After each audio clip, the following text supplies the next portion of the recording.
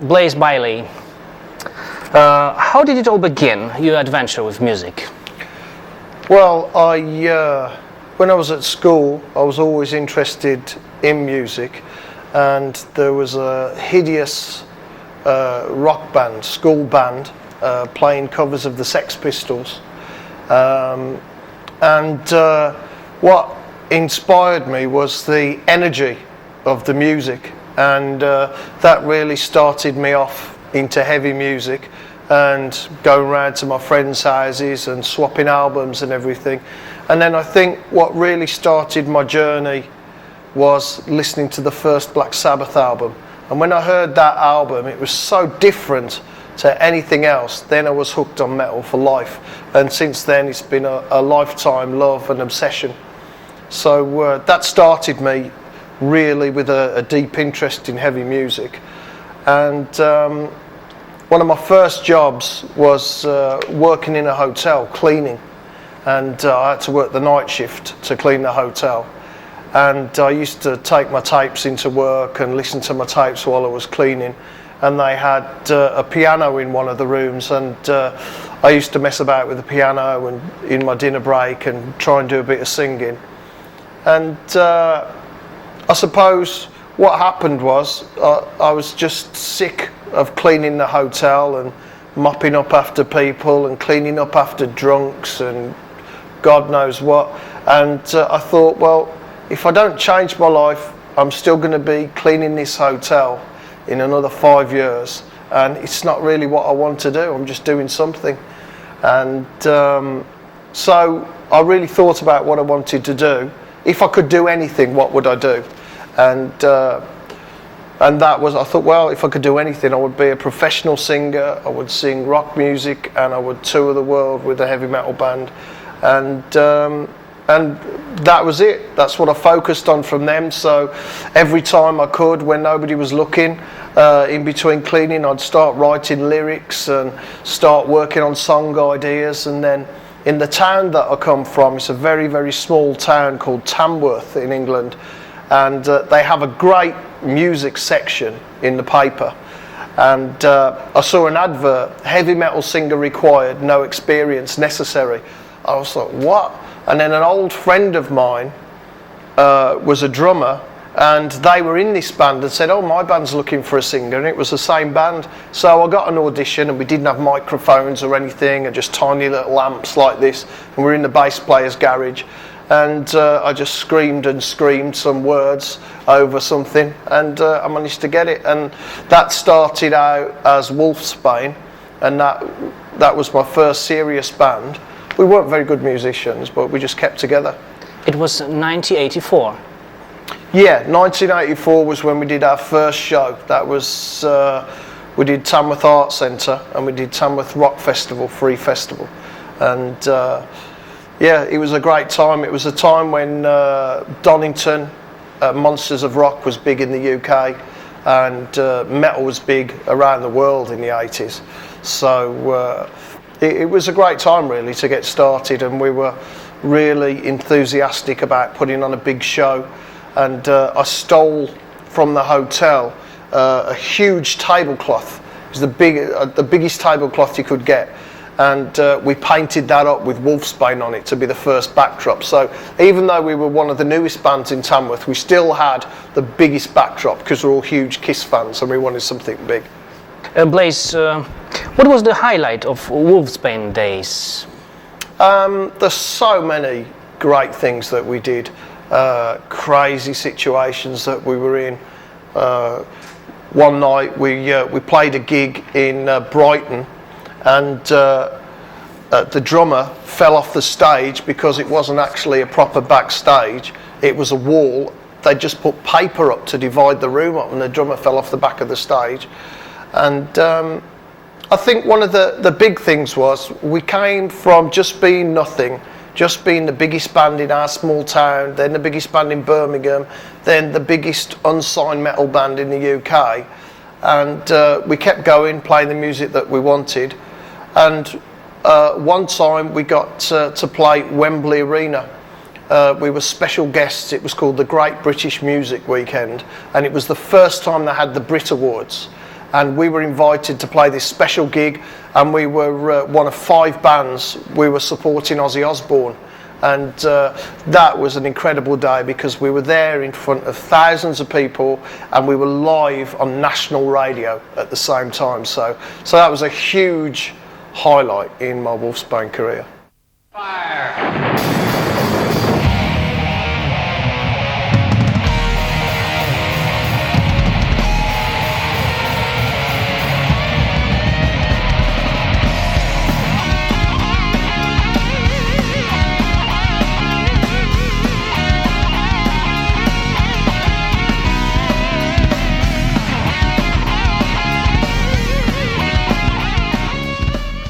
Wolfsbane worked with famous producers, Rick Rubin and Brendan O'Brien. Would you tell us something more about it? Well, we first got together with Rick Rubin because we played our first gig supporting King Diamond in London at Hammersmith Odeon, and our agent got us this gig. And basically we sat all the money that we had, we were only a little band, we didn't have a record deal or anything, we spent on hiring a huge backline. So we had massive amount of Marshall cabinets and amps, even though we didn't really own them. We hired them all to look big for the day because it's the first time we ever played Hammersmith Odeon, you know, even supporting somebody. And anyway, Kerrang came and reviewed us at that gig. And what happened was, when the magazine came out, then it was the inside page, and our review from King Diamond was there, and here was a big review of Slayer. And Rick Rubin is the producer of Slayer, he's also a co-manager of the band. And he read the Slayer interview, then he saw the little picture of us and read the review of Wolfsbane from the King Diamond gig, and it was quite it wasn't like a great review, but it was an interesting review. And then he asked around to see if we had a record deal and everything, and he managed to get in touch with somebody who'd actually seen one of our demo tapes on a market stall in New York where people trade tapes of new bands. And he managed to track down that tape, and he listened to our demo, and then one morning I get a phone call. "Hello, this is Rick Rubin from America." I said, "What?" I said, "Rick Rubin, the Beastie Boys and Slayer." He goes, "Yeah." I said, "What are you phoning me for?" And he says, "I've just been listening to your demo tape, and I'm wondering if you have a record deal." I said, "Well, we're talking to a couple of people, but so far." I said, "Well, I'm really interested in signing your band. So send me some more stuff." And we started talking, and then he signed us up, and he flew us over to LA to make our first album in the Sound City Studios there, which had quite a bit of history. And it was a crazy experience, and it was the first time we ever worked with a producer.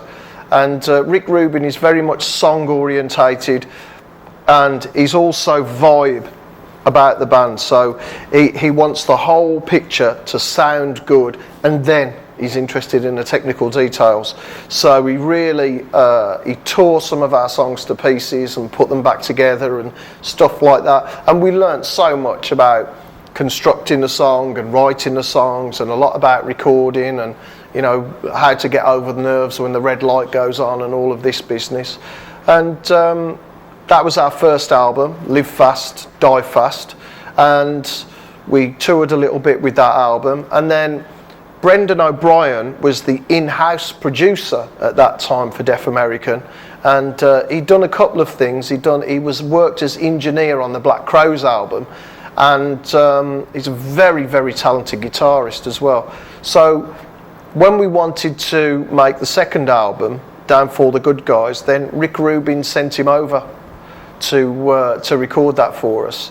And it turned out great, and he's a great musician, so he's song orientated and working on the melodies and backing vocals and stuff like this, so we learnt a lot from him as well. And then of course he went on, after he worked with Wolfsbane, to work with a lot of other bands like Aerosmith and Pearl Jam and all of that after he worked with us.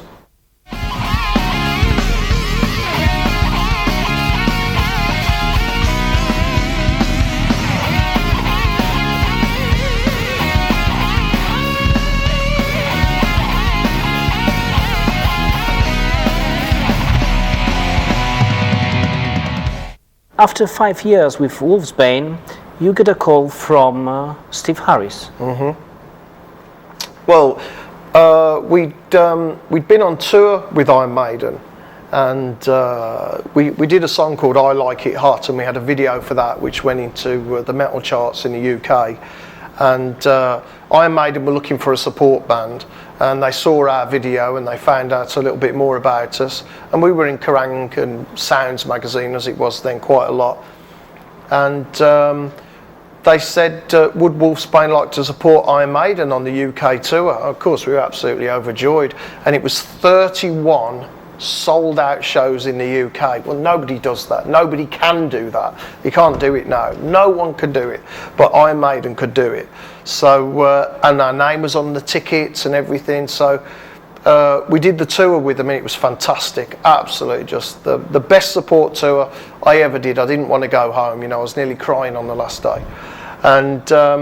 And then when Bruce left and they were looking for a replacement, they were auditioning different people, and Steve phoned me up and he said, would you like to have an audition for the band? He said, we already know your stuff and we've seen you live, so we're doing the auditions. Would you like to have a go at it? And I said, yeah, because, you know, I liked, even from my very early days when I was cleaning the hotel, I was listening to Iron Maiden and I always loved the band. So to have the opportunity just to have an audition with a huge legend in the name of metal, someone who has done everything, has been first in so many areas of music, was just incredible. So you had to learn 10 songs, which were all the classics that are normally in a Maiden set, from the Diana era through to the Bruce era. And I learnt all of those songs, and so did everybody else. And they invited me down one day, and I just thought, well, for at least for an hour, I'm in Iron Maiden, and I'm singing with Iron Maiden. So I'm just gonna, I've done all the rehearsing I can. I'm just gonna try and enjoy it, and enjoy the fact that I'm singing with this legendary band. And when it started, it was absolutely awesome. It was just incredible. It's just a rehearsal room, but the sound in the rehearsal room of Dave Murray's guitar sounded, and it's like from the record and from live, and it sounds exactly the same. Dave Murray's playing, you can see his fingers, and it's smooth and bluesy and hard and everything. It's like, whoa. And then Nico is just the loudest drummer I've ever heard.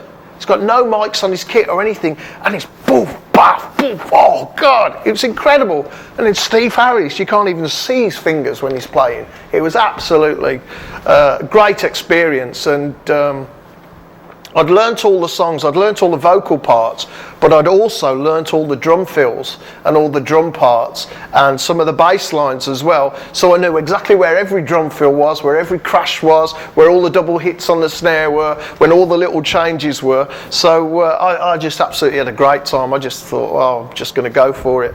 And anyway, I was, you know, I said thanks to everybody. And a few days later, they said, would you like to come back for the second audition? And this time you had to sing in the studio, and so they could see what your voice was going to be like recorded. So I went down and did that, and a couple of weeks after that, then they phoned me up and said, well, if you want to come down, I'd like to talk to you about about being a singer in the band. And I went down and met the manager and the rest of the guys, and they said, well, we liked what you did, so we're going to offer you the job. And well, it was just fantastic, and it was just before Christmas as well, so it was an absolutely fantastic Christmas present. Never too weak to turn, better to be on your own, and trust the friend like a tree, better than follow a dream, it won't come true anyway, play to win, not scared to lose, walk the path you choose. How did the fans take to you, to your person? Well, I was very, very lucky. When I joined Iron Maiden, I was the new guy. I was replacing a very established singer, and I had a very different voice. And the first album that we came out with, The X Factor, it's definitely an Iron Maiden album, but it does sound quite a lot different to previous Maiden albums, because the vocal is quite different. It's a darker sounding voice that I have, and the music as well. I think it was a dark time for the band, and a lot of the music that Steve Harris wrote for that album reflected that. There was a lot of real agony and pain in the X Factor music, and beautiful in a tragic way. A really dark kind of beautiful music that takes a long time to get into, but I think eventually is very engrossing.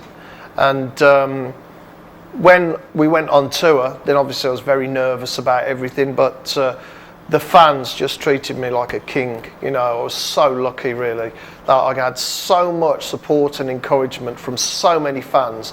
I just don't think I could have done it without that. So I loved the music, and the fans gave me the warmest welcome everywhere I went and made me feel real part of Iron Maiden and part of the band. And it was a great start, and we went everywhere with the X Factor album. We started off in Israel and right out there, and we did a video on the top of Masada by the the Red Sea, isn't it, that you're floating. And it was fantastic, absolutely fantastic.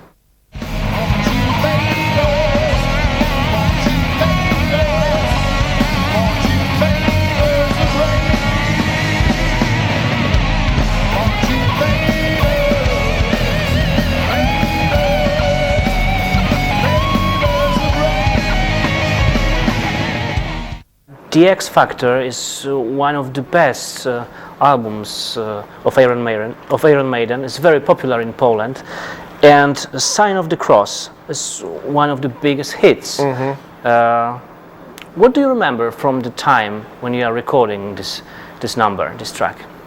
Well, Steve Harris is an unusual person in the way that he writes, and he's an immensely gifted person, and but his ideas are very unique. So some ideas, he would come into rehearsals when we were writing, like Lord of the Flies, and it would be, oh, okay, yeah, well, now we get it. And he brought in Sign of the Cross, and no one could understand it. No one could understand it. No one, it was like, yeah, there's this bit, and then it does this, and then we do this, and then we do this, and then it does this bit, and it was like, what? And it took us all day just to grasp what the different parts of the song were. Nobody could play it. So it took us a day to do that, and then when we actually came to try to do the recording, we had to break the song down into sections and record the little sections and everything like that. And it wasn't until we did that and listened back to it that you could hear the dynamics of the song, because it tells a complete story about someone going from a very, very dark place and then finding their own salvation. And that story is in the lyrics, but it's also in the music and the way the music goes as well. And once I started singing the lead vocal on it, and I was singing that huge chorus, it was just absolutely fantastic, because my voice felt different and sounded different. And it was a place that I would have never got to on my own, writing a song. But because I was singing something that Steve Harris had pictured my voice singing that, and he'd put around my voice, it was a fantastic experience. So it's a big favourite with the fans from that album. And it's a personal favourite of mine because I worked so closely with Steve on it. We spent a long time in the studio and in all of the soft parts, and we turned all the lights down and worked on different parts, and then sometimes we would try and get particular expression on the voice. So we'd say, right, well, we'll come back, we'll start early tomorrow morning when you can't really sing to get the soft parts, and then right, we'll do this bit late at night when you're fired up to get the really heavy parts and stuff like this. So it was a lengthy process recording Sign of the Cross, but it was a great experience, an absolutely great experience. And live, you could never predict the reaction of the fans live, because it comes out, it's nearly 7 minutes long, and you look at 7 minutes on an album and think, well, that's too long. But there's no bit of Sign of the Cross that you could take out. It would just spoil it. It's a complete song that tells a complete story. And it's one that with my own band, Blaze, that we do our own version of it. So, and we get a great reaction from the fans whenever we do it. Mm-hmm. What's the biggest venue you played with Maiden? Well, played a lot of big venues, but headlining, I think the biggest venues were in Brazil, and we played to 65,000 people and 35,000 people there. Most nights on the X Factor tour, then we were playing to between 12 and 20,000 people most nights, which for me, coming from a small band, starting off in pubs and everything like this, and the biggest audience that we'd headlined to in Wolfsbane was probably 500 or 600. To go to that was just absolutely fantastic. And the sound of the fans, you can't believe. When you're in the audience, you think, and you're going, "Wah!" That's a great feeling. But when you're there behind that curtain and you hear, "Cha!" It's just no feeling like it. If the government knew how that felt, then they would ban it. It would be illegal to be in a rock band and have that feeling. Because when the fans go, when the lights go down, it's the most unbelievable feeling. It doesn't matter if you've got the flu, if you've got a broken arm, if you're crippled in bed, if you're like this, suffering from arthritis. When you hear that sound, suddenly you just grow into a giant, and it's incredible. An absolutely incredible sound. I never really experienced that until I played with Iron Maiden, and it's an absolutely unforgettable part of the experience. What about the Clansmen, the second big hit from your era in Maiden? That's another song that I worked on very closely with Steve Harris, and it's a song that when he was writing the melodies and everything, he particularly wrote for my voice. And he knew my voice a lot better by the time we did the second album. So that was one. He came in to rehearsals just with a few scratchy notes, and at that time we were working some of the stuff out on an acoustic bass, and he came in, he said, "Oh, I've got this one idea, I'm not sure," and he started going, "In the hills, the Clansmen." I said, "Fucking hell, Steve," that sounds absolutely great, man. That's going to be great. It's going to be fantastic. He goes, "You sure?" I said, "Man, that is you." I said, "It's got all the hallmarks of a great Maiden song." And he was just he hadn't even finished the lyrics, just a scrappy bit of paper and an idea in his head that he was whistling the melody and everything.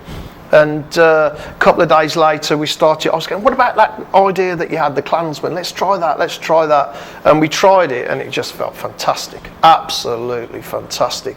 Such an emotional, uplifting song that tells a story. It was brilliant. So I have great memories of that. And again, that's another long song, and you think, well, maybe the fans will be bored or people, but no, everybody absolutely loved it. And the reaction of the fans when we went out and did it live was absolutely incredible, you know. So I've got great memories of that song. And that's another song that from the Maiden era that I sometimes do with my own band, because it's a song that I'm very, very fond of, and I'm so proud of being a part of that song.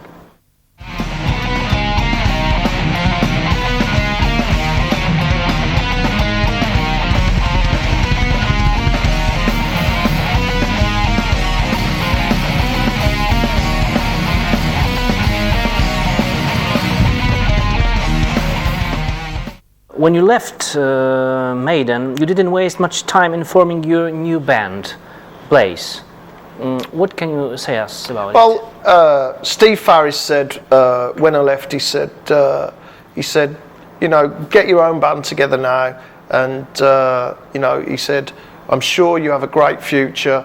He said, you've written some great music, and I really think you can make it with your own band, and you know, don't give up.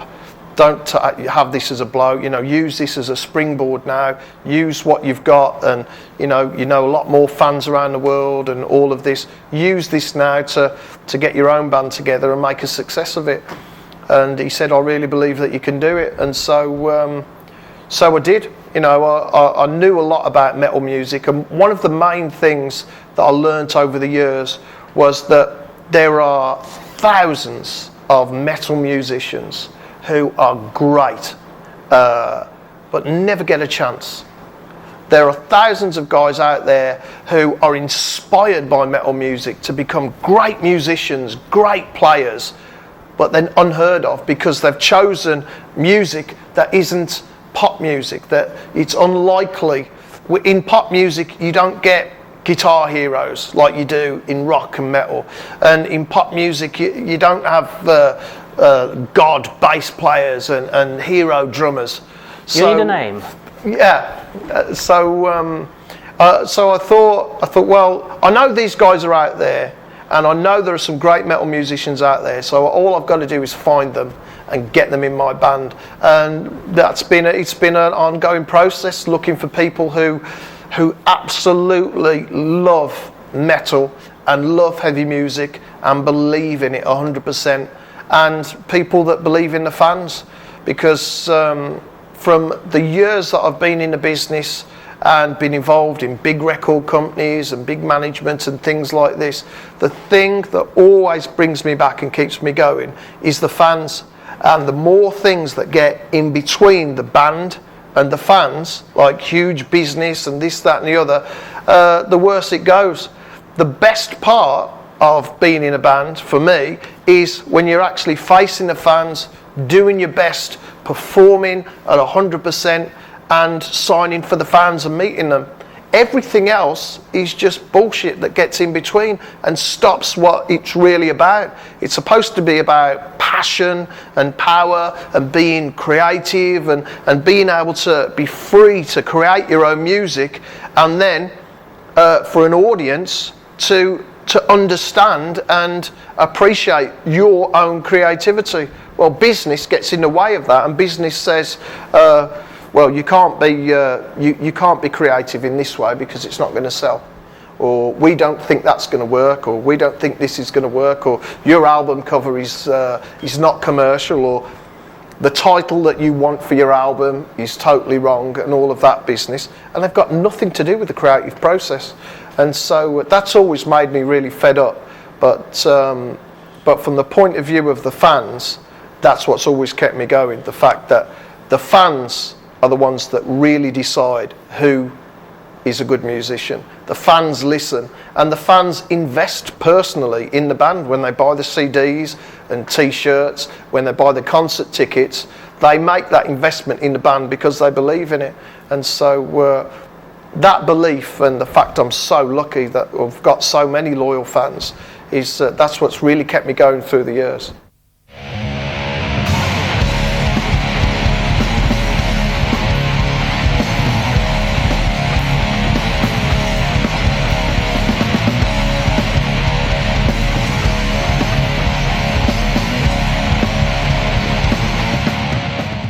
You recorded your first album with Blaze, Slick on Messiah. What can you say us about this album? Well, at the time I was really concerned about technology and the way that the internet was moving and the way that everything was becoming connected, and it had a lot of resonance for me in early science fiction, and as well as certain things that had happened to me in my own life with leaving Maiden and moving on to my own band. Then Silicon Messiah, though it wasn't a complete concept album, it constantly had a paranoia about it, which said something will try and control us and our freedom. And so that's the central theme of the album, is that from the millions of computers around the world, the millions of silicon chips, that a consciousness of its own arises from that and takes part and almost takes control of our own consciousness, because we surrender our independence and freedom to the silicon chip. And once we surrender that, then and give up so much of that, then it's like the Chinese who built the first clock. They built the first clock and they measured the stars, and they had the most accurate systems for measuring movements of planets. But over a generation, then that was lost because nobody knew how to work the clock. They didn't have accurate predictions and stuff like that. So, and then they built a wall instead of being a seafaring nation. And so for me, I thought, well, the world could be like that if we surrender everything, our personal communications and our thoughts, everything is constantly involved in a silicon chip and goes through a silicon chip, then eventually we will be a part of that silicon chip, we'll be a part of that computer consciousness, and that will be completely invasive on the planet. And I suppose that general paranoia went through me, and that was the basis for the Silicon Messiah album. And I'd learned so much from Iron Maiden and from Steve Harris about songwriting and everything. I was able to put all of that experience into the songwriting and the production on Silicon Messiah. And so I felt personally it contained my best vocal performances to date were on that album, because of all the experience I had seemed to come together on that. I know there is also a story hidden behind your second album, 10th Dimension. In my opinion, your best Blaze album. What can you say about this story? Well, that is a concept album because it's about government control, and in a way it references Oppenheimer and the way that he built the first atomic weapon. In reality, he didn't build the first atomic weapon, he did the research and made the first atomic weapon possible. And it was his pursuit of pure science and finding out if something could be done. The consequence of that was nuclear weapons. And so I have a deep spiritual belief in psychic energy and in the connections between human beings and the connections between everything in creation. And in a modern world, in a city like this, where there are so many buildings, so much concrete, steel and aluminium and glass, then the connections between living things are lost and disturbed. But in the days of the Stone Age man and tribal religions, then where human beings are more sensitive to their environment, then I believe those connections are strong and exist still. And so it was this idea that led me on to the concept for the 10th Dimension, because I imagined that if you can measure things, that's when people accept that they're real. So at one point before the Second World War, then microwaves were just a theory. Then people said, well, microwaves, yeah, we theorised that at this length of wave, that's a microwave. But it wasn't till after the Second World War, when all of the giant radar dishes didn't have to find enemy planes, they were pointed at the sky, that they could measure, and they found out microwaves did exist. So that led me on to think, well, if psychic energy does exist, then it's only because it can't be measured or it can't be seen. And if other dimensions exist, just because our senses, which are so small, can't see them, it doesn't mean that they don't exist. So eventually, if technology moves forward, you can measure, quantify, and actually use these dimensions, the same as you can with microwaves. And so that's the idea behind the album, that somebody finds psychic powers, somebody finds and defines psychic energy, somebody finds the energy and the existence of the human soul and consciousness, and they find that, and then they make a machine, and the government take that machine and say, right, now we have control of everybody's psychic energy in this world, and everybody's soul will not pass into creation, will not pass into the other side. Everybody's soul will be trapped in limbo while we have control of this machine. So you don't have an afterlife unless we say so. So you do what we want in this life, because we've proved there is an afterlife.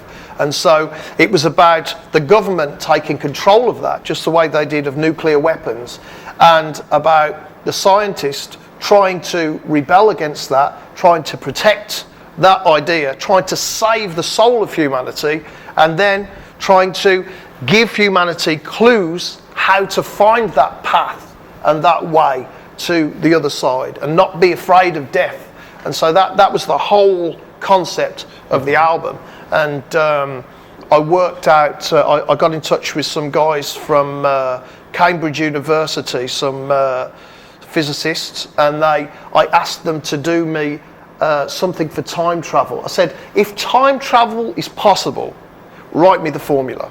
And so they went down the pub one night, had a few drinks, left out a couple of details, and they came back and they said, Blaze, here is the formula for time travel, and it's on the album. So if anybody knows anything about advanced physics, then they could look at that and go, oh, that might mean time travel is possible. But that's, you know, just a theory that a couple of guys worked out. But they were proper physicists that did it for me. So I took the whole album that far, and it was very detailed, and it certainly doing a concept album is a huge thing. But I'm very proud of that album. Yeah, it's a great album.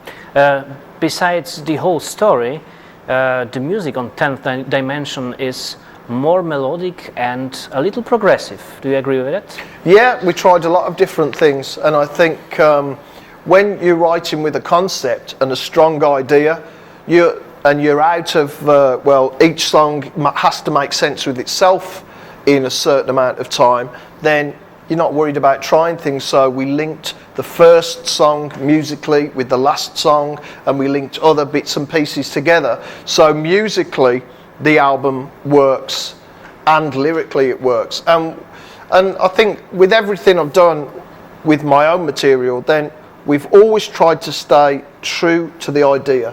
So once the idea emerges and takes on its own spirit and meaning, we've tried to stay true to that.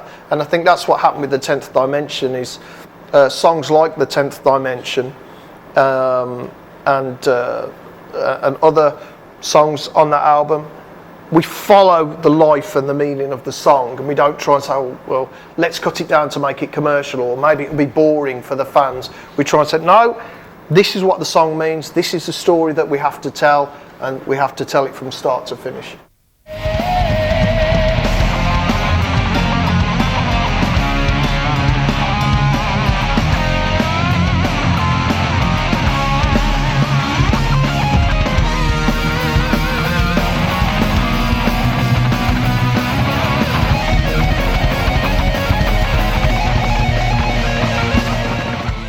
Then you recorded a live album, and the next record, Blood and Belief. We did the live album because we're playing a really long set at the time, featuring some Maiden songs and Wolfsbane songs and stuff from my solo Blaze stuff. And we really felt like a lot of people didn't know that we were a live band. You know, so we wanted to kind of make sure that people know, so we did as live as it gets, and it turned out great. We just made it in one evening in my hometown in Dudley, a Blaze gig, and it turned out great. And then after that, I suppose we went through some really dark times, and Blood and Belief came out of a time when we had problems with the record company, there was problems within the band. I had my own personal problems as well, and I suppose I wasn't facing up to my problems, and I was drinking too much and getting into all kinds of trouble. And I think, you know, Blood and Belief, a lot of it is my own personal experience lyrically, and really talking to myself and being totally honest about my situation and facing up to it and try and get back on my feet after some big disappointments. There is also a song, Soundtrack of My Life, on Blood and Belief. It's a little autobiographical. Yeah, Soundtrack of My Life is certainly an autobiographical song. So in that way, a lot of the songs on Blood and Belief are. And the start of Soundtrack of My Life, it doesn't sound like a heavy Blaze song, or it doesn't sound really dirty or aggressive, but the whole song makes sense, you know, with the lyrics that I had and everything like this. It just tells the truth about me. And I've lived my whole adult life, I've lived for heavy music, and no matter what's happened to me, it seems that I haven't had a life outside of music. My whole life has been, I've been in a band, I've been a singer in a band. That's been my life, that's been my reality. And it's a dream that's come true, and I'm very lucky to have that. but also it's quite a weird existence as well. I talked to some of my friends from years ago when I started my first band, and they go, "Oh, you're still doing it? I'm married now, and I've got a family and a house and a car and a steady job. We go on holiday each year. What are you doing?" I'm like, "Well, hoping I'm going to make a record, and then I don't know. Maybe we'll go on tour and I'll live on a tour bus for a year, or maybe I'll just hope that I'll live on a tour bus. I don't know." So it's a different kind of existence. So I took stock of my life when we were doing the Blood and Belief album, and I went back through all the lyrics that I'd written and all the bits of paper that I'd had odd things on from years and years ago, right back to my Wolfsbane days, where I had like a line or a lyric that I never used, and I got everything out on the floor and started getting everything together. And from all of that, I started to get Soundtrack of My Life and Blood and Belief and Hollowhead and all of those songs. So there's a lot of personal anguish and honesty on that album, and it's one I'm very, very proud of. And Alive, I think we opened the set with Alive on the Blood and Belief tour, a lot of it, and for me it's one of my favourite opening songs that we ever had. Blaze, thank you very much for a great interview, and I wish you all the best. Well, thank you very much, and looking forward to a great concert. Thank you.